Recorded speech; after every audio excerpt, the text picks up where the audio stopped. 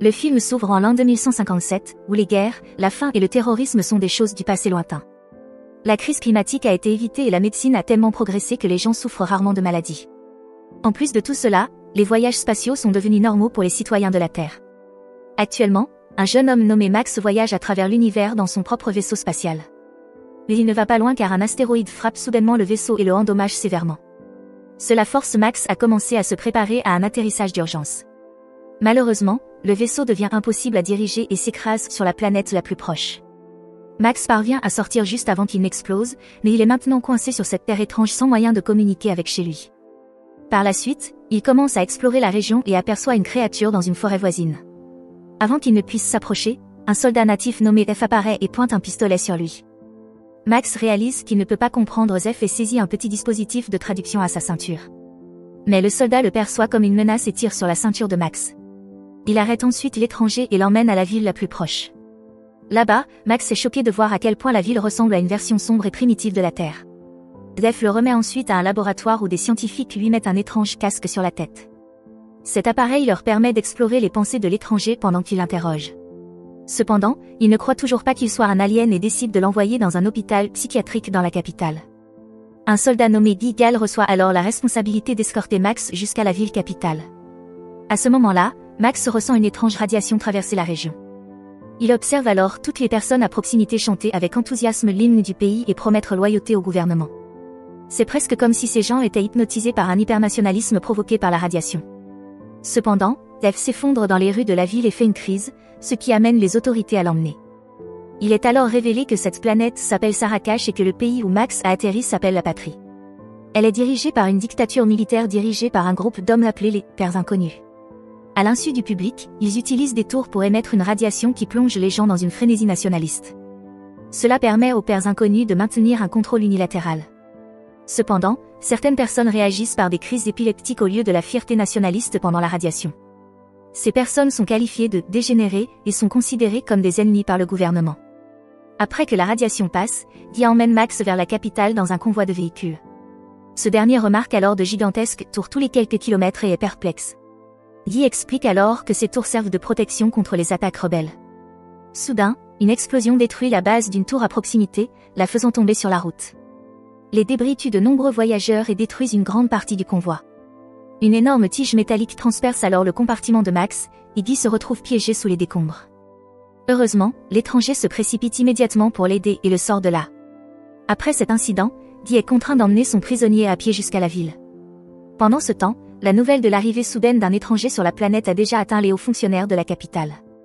Le chef du département de recherche spéciale, Stridé, devient curieux et demande à l'un de ses employés, Fink, d'amener cet étranger dans son bureau. D'autre part, Guy remet Max aux autorités et retourne à son poste. L'étranger est ensuite placé dans un établissement dangereux où ils le mettent dans un réservoir pour continuer à sonder son esprit. Cependant, ils sont interrompus par Fink, qui emmène l'étranger. Pendant ce temps, dans un bâtiment gouvernemental, le procureur d'État Umnik demande également à l'un de ses employés de surveiller Max. Il vérifie alors l'heure et renvoie tout le monde de sa chambre. Après cela, Umnik se rend dans sa salle de bain juste à temps pour la radiation commencer.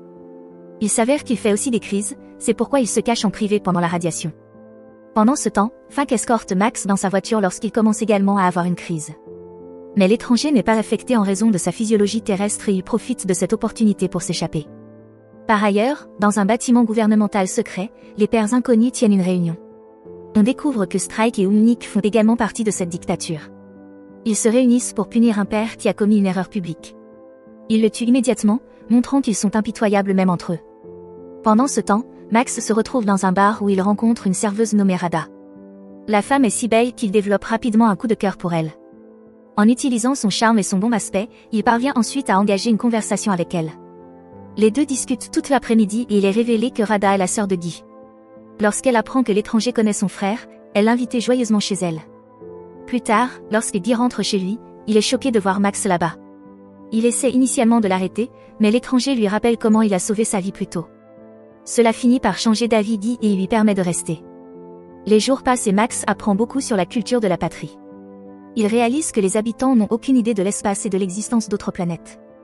Les livres d'histoire disent que les Pères Inconnus ont arrêté la guerre contre les dégénérés avec les tours et ont sauvé le pays.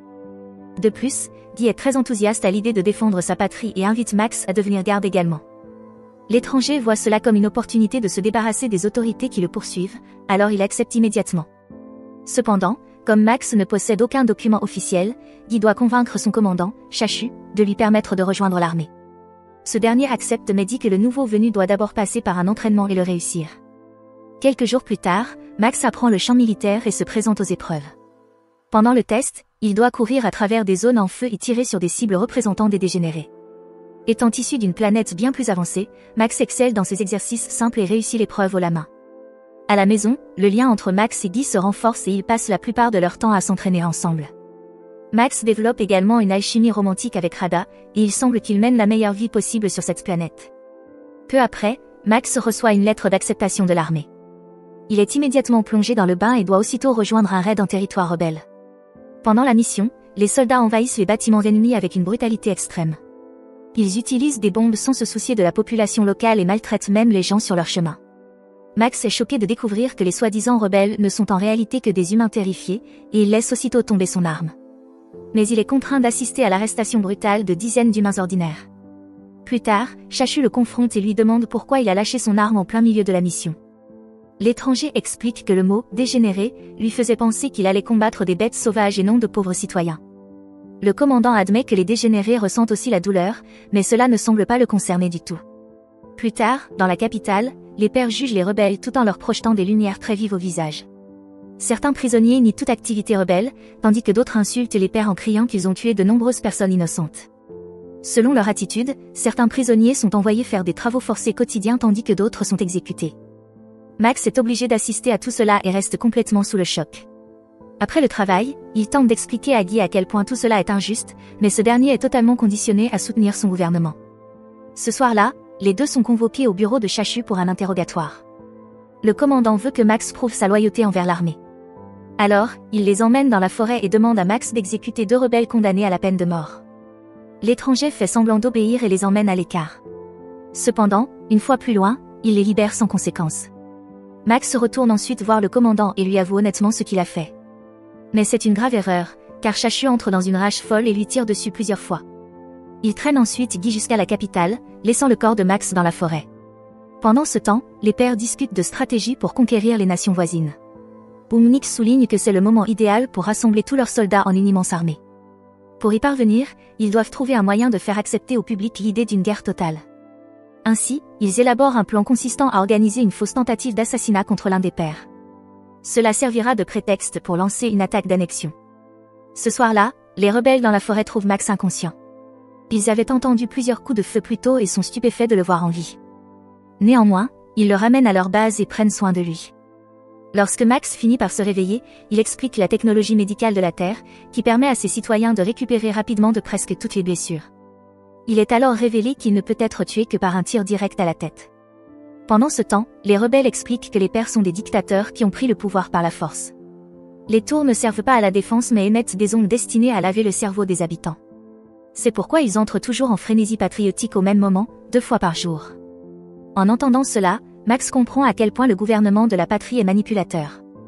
Il accepte alors de rejoindre les rebelles afin qu'ils puissent renverser les pairs et libérer les citoyens de leurs illusions. Quelques nuits plus tard, Max et les rebelles coupent une clôture pour pénétrer sur un territoire abritant une immense tour. Les rebelles ouvrent alors le feu sur les gardes et l'alarme retentit. Pendant ce temps, Max traverse l'installation sans craindre les balles qui fusent autour de lui et met à terre plusieurs soldats qui croisent son chemin. Rapidement, il parvient à atteindre la base de la tour, où il installe plusieurs bombes à retardement. Max attache ensuite une corde à tout rebelle qu'il trouve sur son passage, qu'il soit vivant ou non. Grâce à sa force, il réussit à tous les traîner vers la forêt juste avant que la tour n'explose. Dans la scène suivante, Max se rend chez Rada et les deux ont des retrouvailles émouvantes. Mais, sans qu'il le sache, un voisin aperçoit Max et le signale immédiatement aux autorités.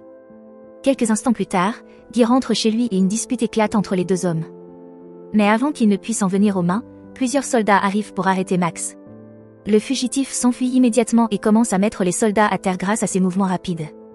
Cependant, il est contraint de se rendre lorsque le rusé Chachu prend Rada en otage. Après ces événements, Max est jeté en prison avec un groupe de prisonniers, dont Zef et un rebelle qui a un bras en métal. Pendant ce temps, Strike rend visite à Umnik et les deux s'assoient pour discuter. Puis Skumnik est responsable du programme de rééducation, Strike veut qu'il libère Max afin de pouvoir étudier l'étranger. Après un long échange intense, ils finissent par conclure un accord. Cependant, une fois seul, Umnik consulte le profil de Max et découvre qu'il ne souffre d'aucune crise. Rempli d'avidité, il veut désormais s'emparer de ce pouvoir pour lui-même et ordonne à son employé d'enlever Max. Il donne également l'ordre de faire croire que l'étranger a mystérieusement disparu. Au matin, les prisonniers, y compris Max, sont envoyés récupérer les armes abandonnées lors de l'escarmouche de la nuit précédente. C'est à ce moment-là qu'Umnik met son plan à exécution. Le groupe de Max voit soudain une horde de robots tueurs se diriger vers eux. Sentant que quelque chose ne va pas, Max ordonne immédiatement à tout le monde de se jeter au sol. Comme prévu, les robots ouvrent bientôt le feu, tirant en cercle sans aucun signe d'arrêt. Cependant, Max garde son sang-froid et prend la tête du groupe dans cette situation extrême. Il ordonne à ses camarades d'attendre son signal pour riposter. Rapidement, il repère une ouverture et leur donne le feu vert. Les rebelles ciblent alors les robots un par un jusqu'à ce qu'ils soient tous détruits. Le groupe poursuit ensuite sa recherche d'armes dans la zone. Pendant ce temps, F tombe soudainement dans un trou caché et Max saute pour l'aider. À leur grande surprise, ils découvrent une série de tunnels souterrains qui les mènent à une vieille installation abandonnée. Là, ils trouvent plusieurs équipements ainsi que des ossements d'humains éparpillés sur le sol. Alors qu'ils examinent l'équipement, une créature mutante à l'apparence humaine leur bondit soudainement dessus. Elle attrape Zeph dans une prise d'étranglement extrêmement puissante et s'apprête à le mordre. Mais Max intervient juste à temps et assomme la bête à main nue. Le lendemain matin, Max et Zeph reviennent à la surface. Ils retrouvent ensuite le rebelle aux bras métalliques dans la forêt et poursuivent leurs recherches dans la région. Parmi les arbres, ils aperçoivent un petit char rouge sans pilote coincé dans des lianes. Intrigués, ils s'en approchent pour enquêter, mais il s'agit en réalité d'un piège. Un autre char, de couleur noire, les prend en embuscade par derrière. Le groupe parvient tant bien que mal à se cacher derrière les arbres, mais ils sont maintenant acculés sans aucun moyen de s'échapper. À ce moment critique, Max a une idée, il attend le moment parfait jusqu'à ce que le char noir soit tout près d'eux. Puis, il saisit un lance-roquette trouvé la veille et tire sur le char rouge. Celui-ci riposte aveuglément, et le char noir est détruit dans les tirs croisés. Max profite alors de l'occasion pour se faufiler derrière le char rouge. Il grimpe rapidement à l'intérieur et coupe les câbles pour le mettre hors service. À ce stade, les rebelles ont accumulé une quantité substantielle d'armes.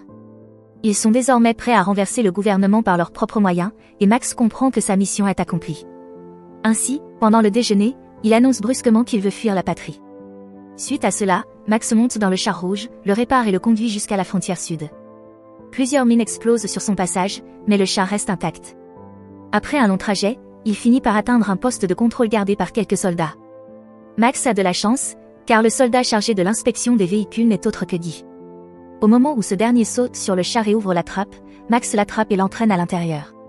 Il accélère ensuite, détruisant les barricades et ignorant les tirs des autres soldats. Alors qu'il traverse des terres inconnues, Guy est furieux car il risque la peine de mort pour cela. Mais Max le maintient à l'intérieur du char et lui promet une vie bien meilleure.